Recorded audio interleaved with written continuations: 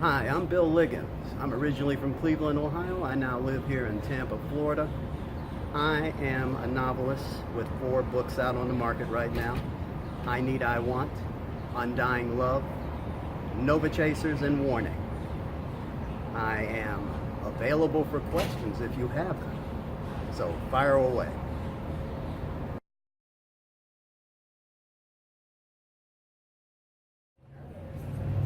I've never really gone on a literary pilgrimage. It's just that when I've gone traveling, I've come across literary sites. For example, down in Key West, you can't miss Ernest Hemingway's house and the Six-Toed Cats.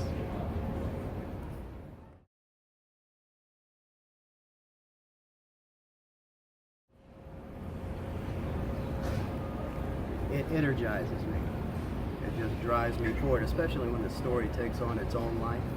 And then I'm sort of riding along with the wave, and before I know it, in an hour I'm through 30 pages.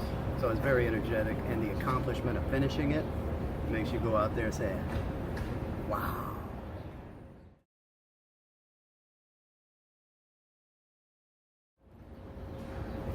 Hecky no. Why would I want to do that?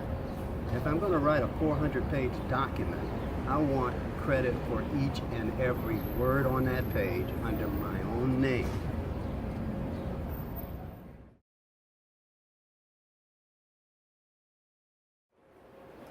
Yeah, I think so.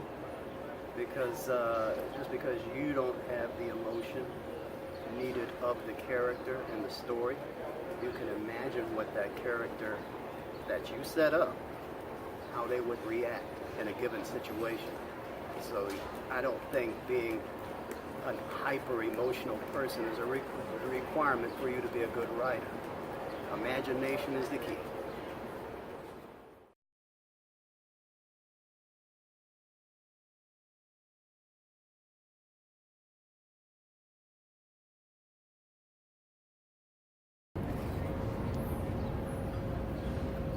I want each of my works to stand on its own merit.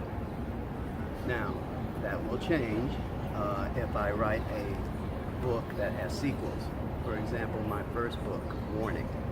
I am working on a sequel for that right now. So it is possible that I will have a series of works that are tied together by a single theme or a single plot. In that case, yes, but right now, no.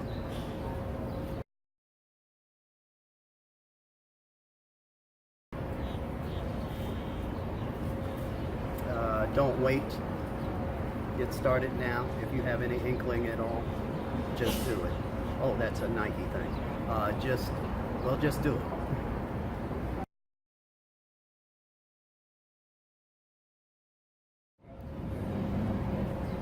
I have about 5 right now and another 2 circulating up here. So I guess I'll probably be writing for the rest of my life.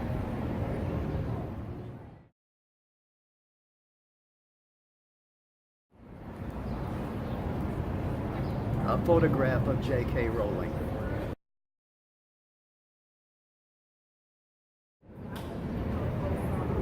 Yeah, really, because while you're concocting the plots, the characters, the landscape that you're creating, you're actually having an out-of-body experience. You're not actually living your life. You're not having your own physical sensations.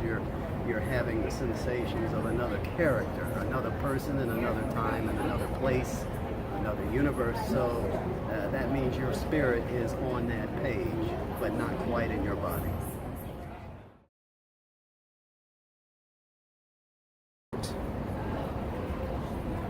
I would say on average about 6 or 7 hours.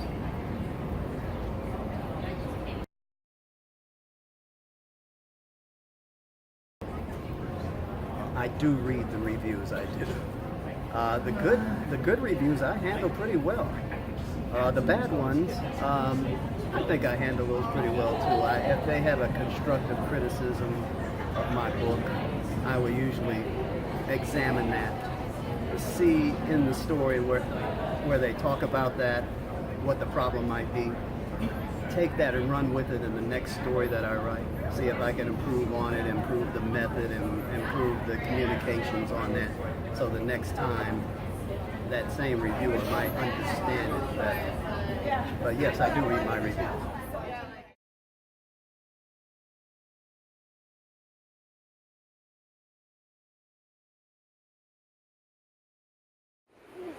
That's a good question, but I probably think not being scared of those one-page essays that the teacher would ask you to write in high school. I used to dread those one-page essays. Don't be scared of that. Just do it.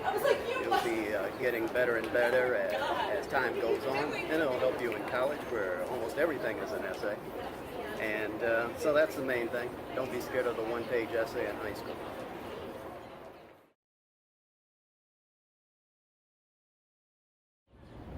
It varies. Undying Love was 3 months. I Need, I Want was almost a year. It's kind of unusual. You think it would be the other way around, Undying Love being a science fiction book and I Need, I Want being a contemporary book. You would think I'd be more in touch with the contemporary side of things. And yes, you are, but because of that, you want to pay so much attention to the detail, make sure everything is straight, the locations are authentic, the characters' reactions are contemporary in nature. Everything's got to be right on so anybody living in that same place and time can relate to it. Science fiction is a lot easier because I invent the world.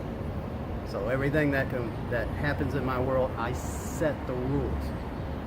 And if I adhere to the rules, then it'll be all right and everybody will understand.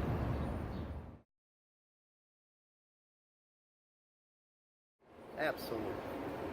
Absolutely. Writer's block exists. It is not Sasquatch. It is out there because some days as I'm writing, the story takes off on its own, and within an hour, I would find that I'm 30 pages in on the story. I'm trying to, how did that happen? Well, that's because I don't have any writer's block at that time. But then there are other days I could be sitting at the computer all day long and only get a paragraph done. That is writer's block. I'm meandering, I'm confused as to what the character is supposed to be doing at this time. I lose track of the rules of the world that I set up in science fiction, or I have to do some serious research on the contemporary story to make sure that it adheres to the rules set up by the modern world. So writer's block exists, but somebody once told me a long time ago, a writer writes every day.